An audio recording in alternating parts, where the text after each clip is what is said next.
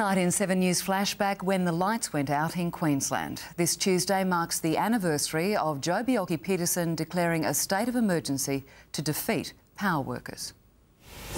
Good afternoon, Tony Davenport from the CQEB Control Centre for 7 National News.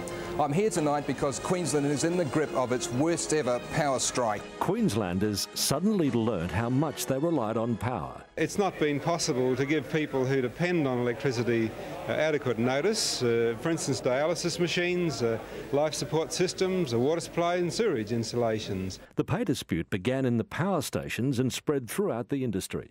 Supply had to be rationed. Customers shopped by gas or torchlight. Stock perished and food outlets couldn't cook unless they had gas. No power meant petrol couldn't be pumped. Hospitals were disrupted. Dialysis patients suffered. Traffic lights were useless. There were deaths as cars collided. Industry also shut down. Everybody stood down and we're losing money, heaps. We're losing like 45, 50 bucks a day. You know, that's part of, like, that's a week's rent anyway, isn't it? At home, people used candles and there were house fires. Where's it going to end? 30 minutes and that... You tell me, where is it going to end?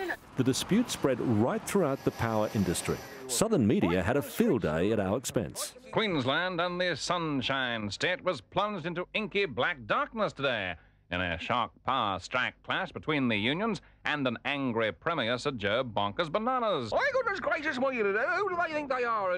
Who's in charge of you? There's communists and their mates and the socialists that are out to destroy our way of life. Fed up, Joe set out to break the unions. The battle was complete with propaganda broadcast on TV. Here's the Premier of Queensland, Sir Joe Bjelke-Petersen.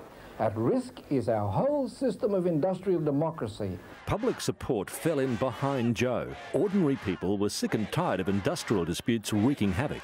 The CQEB workers said, "Sack us, you'll never replace us." Joe did.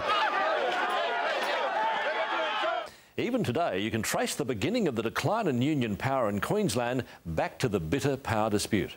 And with government legislation, strikes in essential services are part of Queensland's past.